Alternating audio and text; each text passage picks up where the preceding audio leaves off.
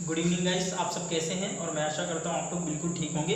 तो गाइस, जैसे कि आपको पता होगा कि पेट का नोटिफिकेशन आ गया है और सितंबर में इसके जो एग्ज़ाम है वो कंडक्ट होने वाला है। तो फॉर्म भरे जा रहे हैं, आप लोग जल्दी से इसका फॉर्म भर दीजिए। एससी वालों के लिए जो है वो 95 रुपये फीस है, और जो नॉन एससी यानी कि जो जर्नल और ओबीसी के लिए उनको 185 रुपये फीस दे होगी।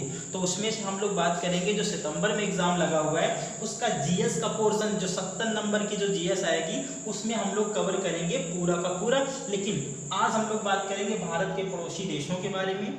भारत के पड़ोसी देश में आज हम लोग बात करेंगे भूटान के बारे में। भूटान के बारे में देखो, ये जो सिलेबस में दिया हुआ है पहला ही चैप्टर है कि भारत के पड़ोसी देश, तो उसमें जो जो भी देश होंगे हम सब कुछ कवर करेंगे, बस एक एक करके। ठीक है, हम सितंबर तक पूरा जो कंप्लीट कोर्स है वो करा देंगे आपको। तो आप लोगों को बस वीडियो शुरू से लेकर अंत तक वॉच करना है। अब देखिए हम आपको भूटान कैसे पढ़ाते हैं, ठीक है। और आपको इससे ज़्यादा कहीं से भी पूछ ले एग्जाम, ठीक है। यूपी SSC क्या, तुम यूपी PSC तक यहाँ से पूछ ले, तुम वहाँ तक कवर कर लोगे, ठीक है। तो बस शुरू से लेकर अंत तक वीडियो में बने रहेगा, ठीक है।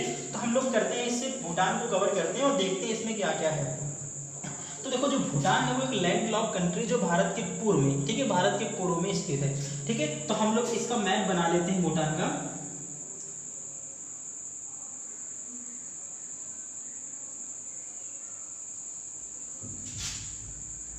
ठीक है, ये जो आपको देश दिख रहा है ना, ये भूटान है, ये भूटान देश है, ठीक है। ये देश है भूटान और ये भारत का राज्य है सिक्किम, ठीक है।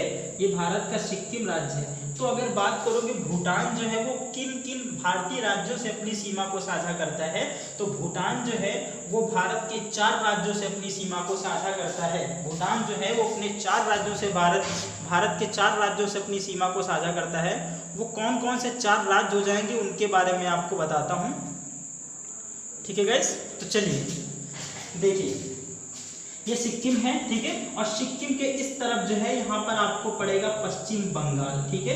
पश्चिम बंगाल इस तरफ है और नीचे जो नीचे है वो असम पड़ जाएगा। नीचे कौन से असम है, और इस तरफ यानी कि भूटान के पूर्व में अरुणाचल प्रदेश स्थित है। कौन सा है, अरुणाचल प्रदेश स्थित है। मैं यहाँ पर लिख दे रहा हूँ, आपको वहां पर दिख नहीं रहा होगा। तो गाइस एक बात याद रख लेना, भूटान को भारत के 4 राज्यों से सीमा साझा करनी पड़ती है। कौन कौन से, पहला अरुणाचल प्रदेश, असम, पश्चिम बंगाल और सिक्किम, ठीक है। भूटान जो है वो एक देश के साथ सीमा साझा करता है। वो देश कौन सा है, यहाँ पर ऊपर कौन सा है, चीन, चमगादड़, ठीक है। चीन जो है वो चीन है वो भूटान के उत्तरी सीमा साझा करेगा और बाकी भारत के 4 राज्यों से इसकी सीमा स्पर्श होगी, ठीक है। तो अब हम लोग बात करेंगे। तो पहला पॉइंट आप लोग लिखते चलना है, यहाँ से मैं डायरेक्टली लिखा रहा हूँ यहाँ पे, तो लिखिए जरा।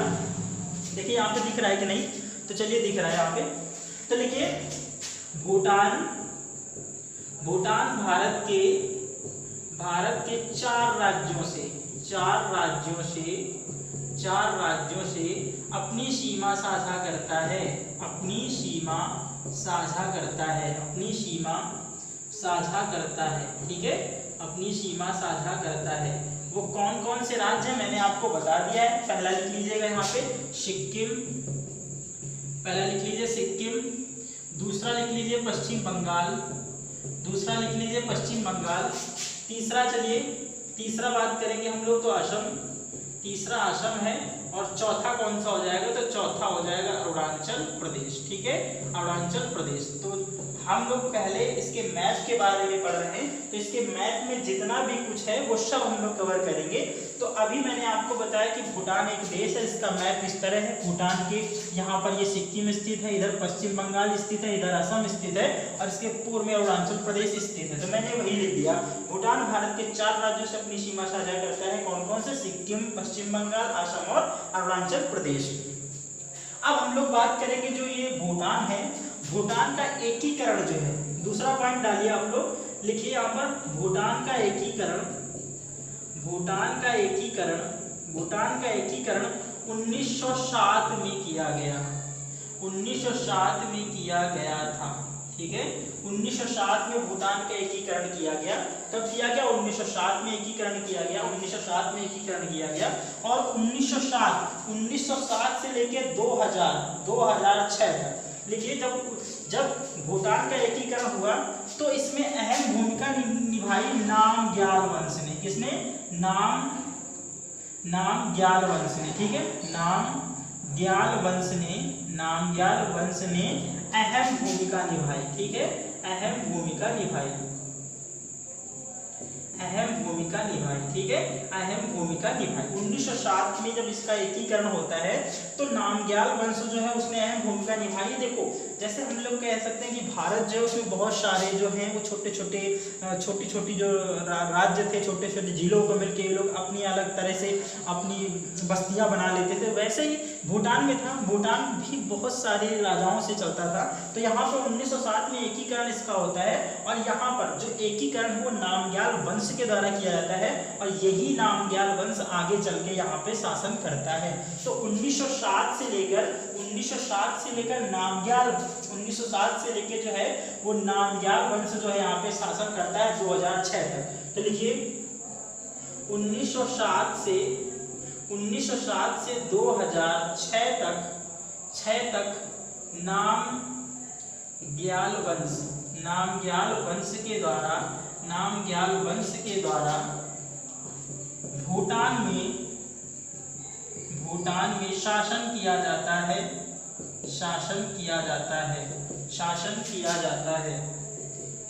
किया जाता है, ठीक है। अब जो नामग्याल वंश था, देखो इसने अहम भूमिका निभाई जब भूटान का एकीकरण करने में। तो 1907 से लेकर 2006 तक यही वंश जो है इसका राजा बना रहा, ठीक है, यही राजा बना रहा। अब हम बात करेंगे, एक पर्सन आते हैं जो 1972 में बनते हैं, 1972 से लेकर 2006 तक, 1972 से 2006 तक यहाँ पर एक व्यक्ति आएंगे जिनका नाम है जिग्मे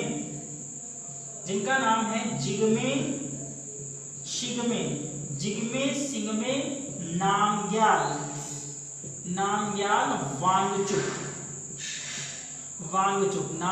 वांगचुक। और ये जो है 1972 से लेकर 2006 तक यहाँ के क्या बनते हैं, तो यहाँ के राजा बनते हैं, ठीक है, यहाँ के राजा बनते हैं क्योंकि यहाँ पर राजतंत्रात्मक शासन व्यवस्था थी, ठीक है। कैसी व्यवस्था थी? राजतंत्रात्मक शासन व्यवस्था थी। तो आप लोग यहाँ पे लिख लीजिएगा, भूटान में राजतंत्रात्मक शासन व्यवस्था थी, भूटान में राजतंत्रात्मक शासन व्यवस्था थी। कैसी व्यवस्था थी यहाँ पर? तो राजतंत्रात्मक शासन व्यवस्था थी भूटान में, ठीक है, राजतंत्रात्मक शासन व्यवस्था थी। ओके गाइस, तो अगर आप यहाँ तक कवर कर चुके हैं तो इसका स्क्रीनशॉट ले लीजिए। मैं इसको रफ करता हूँ और इसके बारे में आगे मैं जानकारी यहाँ पर देना चाहता हूँ, ठीक है। तो आप लोग गाइस इसको स्क्रीनशॉट ले लीजिए एक बार, ठीक है। एक बार फिर से मैं इसका रिवीजन करवा रहा हूँ। भूटान भारत के 4 राज्यों से अपनी सीमा को साझा करेगा। कौन कौन से? सिक्किम, पश्चिम बंगाल, असम और अरुणाचल प्रदेश, ठीक है। भूटान का एकीकरण 1907 में किया जाता है जिसमें नामग्याल वंश की अहम भूमिका होती है। 1907 से लेकर 2006 तक नामग्याल वंश के द्वारा भूटान में शासन किया गया। भूटान में जो है वो राजतंत्रात्मक शासन व्यवस्था अपनाई गई थी। 1972 से 2006 तक जिग्मे सिंगमे नामग्याल वांगचुक राजा बने और इन्होंने ही भूटान को नई ऊंचाइयों तक ले जाने में अहम भूमिका निभाई थी, ठीक है। भूटान में राजतंत्रात्मक शासन व्यवस्था थी, ठीक है। गाइस आपने स्क्रीनशॉट ले लिया होगा तो मैं इसको रफ करता हूं, ठीक है। चलो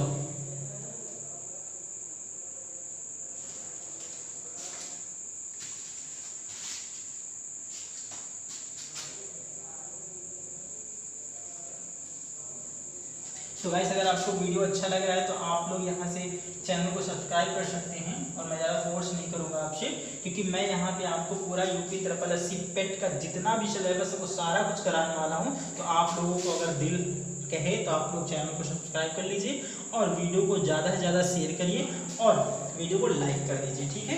तो अब हम लोग बात करते हैं आगे, ठीक है।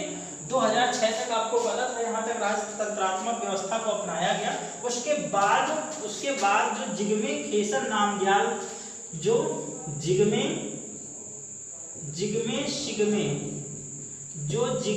सिग्मे नामग्याल वांगचुक थे,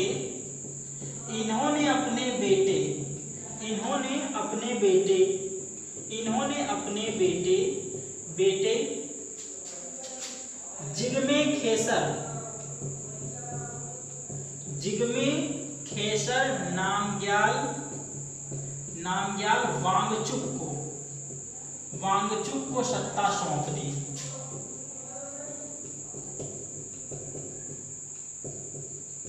देखा कहानी में कैसा ट्विस्ट आया है। 1972 से 2006 तक जिग्मे नामग्याल वांगचुक थे। इन्होंने क्या किया, 2006 में, कब 2006 में जो भूटान की सत्ता थी, इसको किसको सौंप दिया, तो अपने बेटे जिग्मे खेसर नामग्याल वांगचुक को सौंप दी।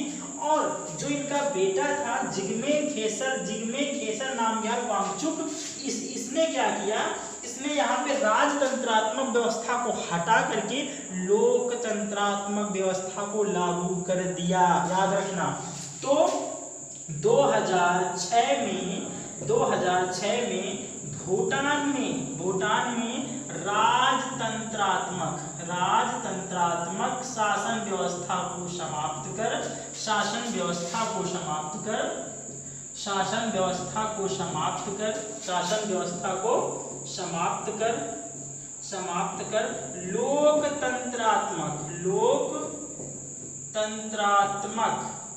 लोकतंत्रात्मक शासन व्यवस्था को लागू कर दिया गया। लोकतंत्रात्मक शासन व्यवस्था को लागू कर दिया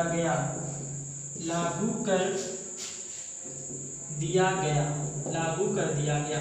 और ये श्रेय किसको जाता है, तो जिग्मे खेसर नामग्याल वांगचुक को, जिन्होंने 2006 में सत्ता संभाली और सत्ता संभालते इन्होंने राजतंत्रात्मक शासन व्यवस्था को समाप्त कर दिया और लोकतंत्रात्मक शासन व्यवस्था को लागू किया। हालांकि यहाँ पर जो लोकतंत्रात्मक शासन व्यवस्था है, इसमें जो राजा होता है यानी कि जो राष्ट्रपति होता है, वो कैसा होता है, वो वंशानुगत होता है। जैसे हम लोग यहाँ पे कह सकते हैं कि भूटान में जो राष्ट्रपति या फिर राजा जो होता है, वो कैसा होता है, तो वो वंशानुगत होता है। ठीक है, वंशानुगत होता है। कौन, भूटान में राष्ट्रपति या फिर राजा यहाँ का वंशानुगत होता है।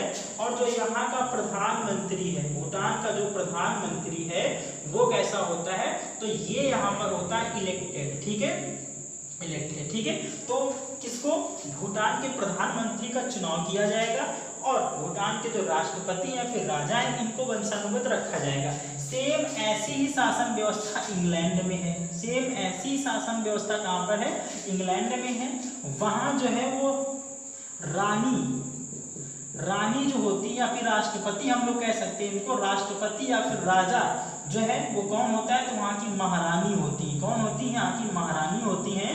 और यहाँ जो पीएम है वो कैसे होते हैं, वो इलेक्टेड होते हैं। वर्तमान में अगर हम लोग बात करेंगे इंग्लैंड में महारानी कौन है, तो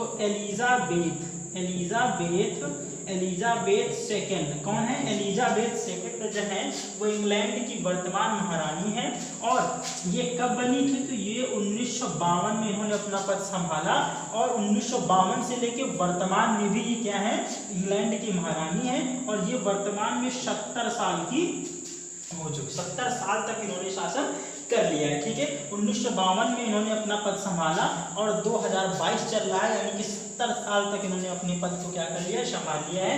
और यहाँ के जो पीएम हैं वो कौन है, बोरिस जॉनसन है। ठीक है, बोरिस जॉनसन कहाँ के हैं, इंग्लैंड के पीएम हैं। वैसे ही भूटान के राष्ट्रपति जो हैं वो अभी भी कौन है, वो है जिग्मे खेसर नामग्याल वांगचुक। तो अगर यहाँ के हम राष्ट्रपति की बात करेंगे तो जिग्मे खेसर नामग्याल वांगचुक। ठीक है, वांगचुक ये यहाँ के क्या है, राजा हैं जो वंशानुगत होता है। और ये तब तक बने रहेंगे जब तक यहाँ कोई नया प्रावधान नहीं होता है। यानी हालांकि ये वंशानुगत का यहाँ पर प्रावधान है, तो ये वंशानुगत ही रहेंगे। ठीक है, जब तक ये चाहे तब तक राजा बन सकते हैं। और यहाँ पर जो प्रधानमंत्री होगा वो इलेक्टेड होगा। यानी कि यहाँ के वर्तमान प्रधानमंत्री की अगर हम लोग बात करेंगे, वर्तमान पीएम की बात करोगे तो लोते त्शेरिंग। कौन है, लोते त्शेरिंग यहाँ के कौन है, तो यहाँ के वर्तमान पीएम हो जाएंगे। ठीक है, वर्तमान पीएम कौन है यहाँ के, तो लोते त्शेरिंग यहाँ के कौन है, वर्तमान पीएम है।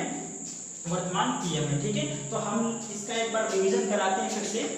देखिए क्या हुआ था, हमने कहा था 1972 से लेकर 2006 तक जिग्मे सिग्मे नामग्याल वांगचुक जो यहाँ के राजा थे वो बनते हैं, और फिर इसके बाद 2006 में इन्होंने अपनी सत्ता जो है अपने बेटे जिग्मे खेसर नामग्याल वांगचुक को सौंप दी। जो इनका बेटा था वो बड़ा ही दयालु था, उसने क्या किया, अपने देश में राजतंत्रात्मक शासन व्यवस्था को समाप्त कर दिया और लोकतंत्रात्मक व्यवस्था को लागू कर दिया, यानी कि 2006 में भूटान में जो राष्ट्रपति होता है वो वंशानुगत होता है, इसको राजा भी बोलते हैं। ये कैसा होता है, वंशानुगत होता है, और यहाँ का जो प्रधानमंत्री है वो इलेक्ट किया जाएगा। सेम ऐसी शासन व्यवस्था कहाँ पर है, इंग्लैंड में है, और वहाँ महारानी चलती है। महारानी जो होती है वो राष्ट्रपति या फिर राजा होती है, जो वर्तमान में एलिजाबेथ सेकेंड है, 1952 में बनी थी, और 2022 चल रहा है, यानी कि 70 सालों से यही है। ठीक है, और वर्तमान में इंग्लैंड के जो है पीएम कौन है, तो बोरिस जॉनसन यहाँ के क्या है, पीएम है। ठीक है, तो अब हम लोग बात करेंगे आगे। ठीक है, तो आप लोग इसका स्क्रीनशॉट ले सकते हैं, स्क्रीनशॉट ले चुके हो तो मैं इसके आगे बढ़ूँ इसके।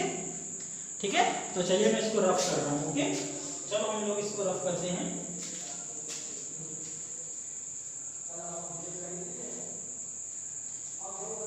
तो गाइस सच बताना आप लोगों को वीडियो कैसा लग रहा है। अगर वीडियो अच्छा लग रहा हो तो यार एक बार लाइक कर दो वीडियो को। ठीक है, मैं इतनी मेहनत कर रहा हूँ, देख रहे हो इतनी गर्मी है, पसीना कैसे निकल रहा है। ठीक है, तो अगर आप लोग भी चाहते हैं कि मैं वीडियो पूरे के पूरे कवर करता रहूँ तो आप लोग जो है वीडियो को ज़्यादा से ज़्यादा शेयर करें, ज़्यादा से ज़्यादा लाइक करें। ठीक है, जिससे व्यूज़ ज़्यादा बढ़ सके। ठीक है, अब हम लोग बात करते हैं यहाँ का जो है, यहाँ पर पहली बार, ठीक है ऐसे लिख सकते हो 6 नंबर पॉइंट, भूटान में पहली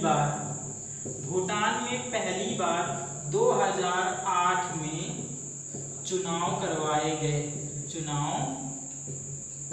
गए। ठीक है, भूटान में 2008 में पहली बार चुनाव हुए, और 2008 के बाद दूसरी बार यहाँ पर चुनाव होंगे। कब, तो दूसरी बार होंगे यहाँ पे 2008 5 13 यानी कि 2013 में, और तीसरी बार यहाँ पर चुनाव होते हैं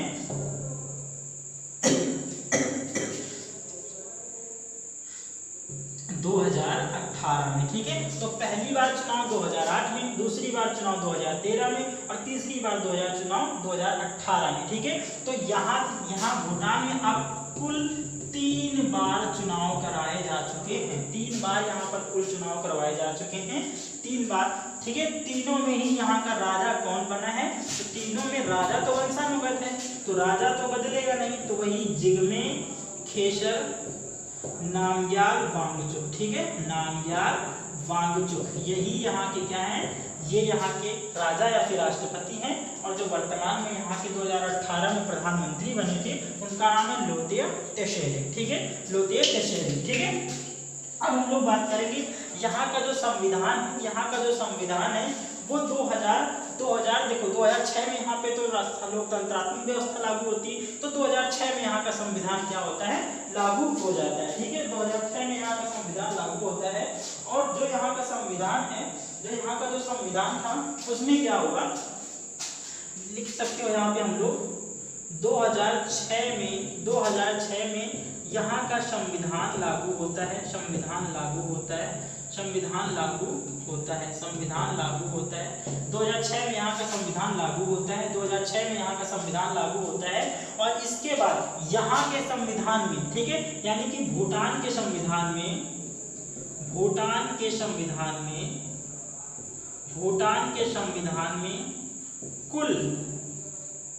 कुल जो है वो 35 अनुच्छेद व 35 अनुसूचियां हैं। कुल कितने अनुच्छेद, कुल 35 अनुच्छेद व 35 अनुसूचियां हैं। ठीक है, कुल 35 अनुच्छेद व 35 अनुसूचियां हैं यहाँ पे। ठीक है, अगर हम लोग बात करेंगे भूटान जो है, भूटान को 8 राज्यों में बांटा गया है। भूटान को 8 राज्यों में बांटा गया है, और 8 राज्यों के साथ साथ भूटान में कुल जो है वो 20 जिलों की संख्या है। कितने, 20 जिलों की संख्या यहाँ पर पाई जाती है। ठीक है, तो एक और पॉइंट लिखिए आप लोग, जरा 9वां पॉइंट यहाँ पे लिख लीजिए। भूटान में कुल 8 राज्य हैं। भूटान में कुल राज्यों की संख्या